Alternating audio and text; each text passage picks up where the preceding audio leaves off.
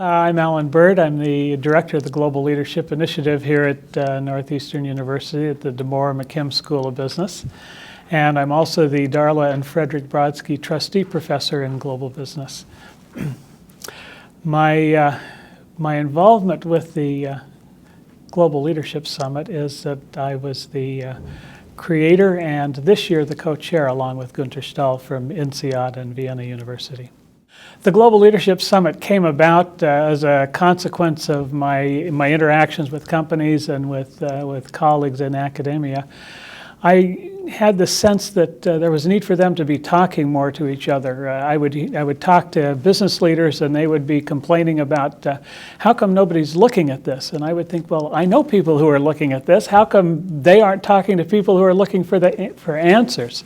And I thought the best way to do that was not in some symposium, not some sage on the stage sort of event where people came and talked at other people, but a summit, which I always view as a place where people come together to talk to one another and do so on equal footing. So that was the genesis, and last year was our first event. Very excited about how it went, and we decided why not do this every year. My research is focused in several areas, particularly on development, but I would say prior to development is a question of assessment. I don't believe you can help people move from point A to point B if you don't know where point A is, if you don't know where people are starting. And so much of what I see is a need for people, particularly in the international context and particularly for global leaders, to see where they're at and what they're doing.